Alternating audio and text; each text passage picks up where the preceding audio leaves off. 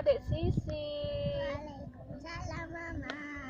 Hari ini kita akan bercerita kisah Rasulullah Shallallahu Alaihi Wasallam dan anak yatim. Seperti yang kita ketahui, Nabi Muhammad itu sangat menaruh perhatian pada anak yatim. Anak yatim itu adalah anak yang tidak punya bapak atau tidak punya ibu. Kalau yatim piatu berarti tidak punya bapak dan ibu. Ini ceritanya waktu hari raya Idul Fitri. Di suatu hari raya, Rasulullah Shallallahu Alaihi Wasallam keluar rumah untuk melaksanakan sholat Idul Fitri. Sementara anak-anak kecil tengah bermain riang gembira di jalanan. Tampak seorang anak kecil duduk menjauh berseberangan dengan mereka. Dengan pakaian yang sederhana dan tampak murung, jadi lagi bersedih. Ia menangis terseduh-seduh. Melihat fenomena ini, Rasulullah segera menghampiri anak tersebut sambil bertanya, "Nak, mengapa kamu menangis?" tanya Rasulullah. "Apakah kamu tidak ingin bermain dengan mereka, teman-temanmu yang lain?" Rasulullah bertanya pada si anak yang sendirian tadi. Kemudian anak kecil yang tadi ditanya Rasulullah itu tidak tahu kalau orang yang bertanya di hadapannya itu adalah Rasulullah. Kemudian si anak kecil tadi menjawab, "Paman, ayahku telah wafat." Jadi sudah tidak punya bapak dia. Ia mengikuti Rasulullah dalam menghadapi musuh di sebuah pertempuran. Tetapi ia gugur dalam medan tersebut. Gugur itu sama dengan meninggal. Kemudian setelah itu Rasulullah Shallallahu Alaihi Wasallam terus mengikuti cerita anak yang murung tersebut, yang lagi bersedih tadi, yang lagi nangis, sambil meraba kemana ujung ceritanya. Nabi mendengarkan dengan seksama rangkaian peristiwa dan nasib malang yang menimpa anak tersebut. Lanjut ya. Terus si anak tadi bilang begini, "Ibuku menikah lagi. Ia memakan warisanku peninggalan ayah. Sedangkan suaminya mengusirku dari rumah. Kini aku tak memiliki apapun," katanya si anak kecil tadi. Tidak punya apa-apa dia. Makanan, minuman, pakaian, dan tempat tinggal. Semuanya tidak punya sama sekali. Terus dia bilang begini lagi, "Aku bukan siapa-siapa. Tetapi hari ini aku melihat teman-teman sebayaku melaksanakan dan merayakan hari raya bersama ayah mereka." Karena teman-temannya semuanya pada punya ayah, sedangkan anak tersebut tidak punya ayah, jadi bersedih dia. Dan perasaannya dikuasai oleh nasib kehampaan tanpa ayah. Kemudian setelah itu dia bilang, "Untuk itulah saya menangis Rasulullah," katanya. Mendengar penuturan ini, batin Rasulullah terenyuh. Ketika mendengarkan si anak tadi bercerita, Rasulullah terenyuh. "Kasihan sekali anak ini," katanya. Ternyata ada anak yatim dari sahabatnya sendiri yang hidupnya masih terlantar, tidak punya makanan, minuman, baju, lagi tidak punya tempat tinggal, jadi hidupnya di jalanan. Kemudian Rasulullah segera menguasai diri. Rasul yang duduk berhadapan dengan ini segera menggenggam tangannya si anak tadi. Seperti ini digenggam. Terus si Rasulullah bilang begini, "Nak, dengarkan baik-baik ya.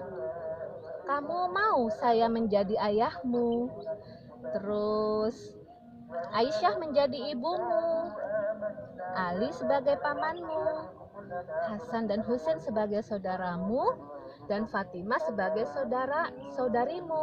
Mau? Katanya si Rasulullah bertanya pada si anak yatim.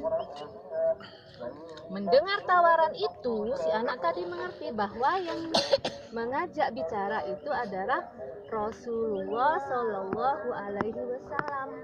Seketika itu si anak tadi langsung senang. Oh, saya mau Rasulullah, dengan senyum yang lebar. Anak itu senang karena mau diajak sama Rasulullah.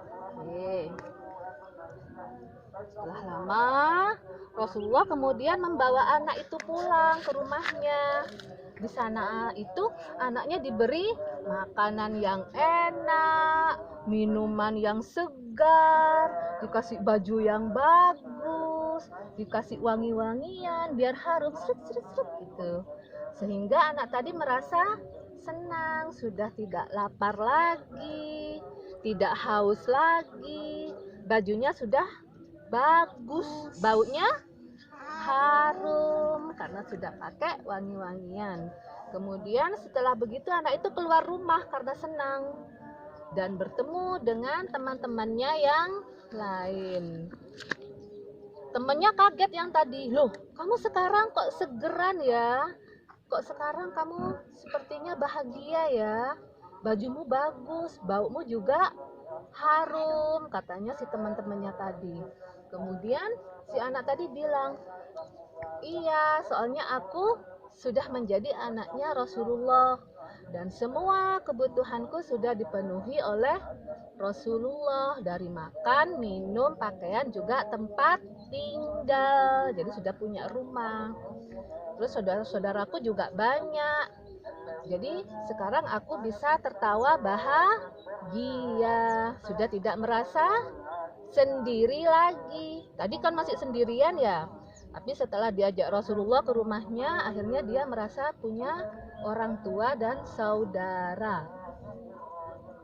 Akhirnya waktu terus berjalan. Beberapa tahun kemudian, si anak tadi itu menjadi sedih lagi. Yang asalnya bahagia, tahu enggak kenapa itu kok sedih lagi? Ternyata Rasulullah yang mengangkat dia sebagai anaknya tadi itu meninggal dunia, Rasulullahnya. Jadi anak itu sudah tidak punya bapak lagi karena Rasulullahnya sudah meninggal. Akhirnya anak itu murung, sedih, takut sendirian lagi meratapi kepergian Rasulullah. Anak itu menjadi penyendiri sekarang, merasa tidak punya ayah lagi, sepi katanya, sambil dia menangis terisak karena meratapi kesepiannya tadi. Kemudian ada Sayyidina Abu Bakar As-Siddiq yang menyaksikan anak ini lagi bersedih. Kemudian dipeluklah anak itu. Sudah ya, jangan sedih lagi, katanya Abu Bakar As-Siddiq. Sekarang kamu hidup dengan saya. Jadi diasuhlah si anak kecil tadi bersama Abu Bakar As-Siddiq. Nah, tadi itu yang Mama ceritakan itu kisah teladan dari Rasulullah Shallallahu Alaihi Wasallam tentang bagaimana kita mengasihi orang lain, bagaimana kita menyayangi orang lain, dan bagaimana kita peduli sama orang lain. Jadi misalnya ada orang kesusahan, kita bantu.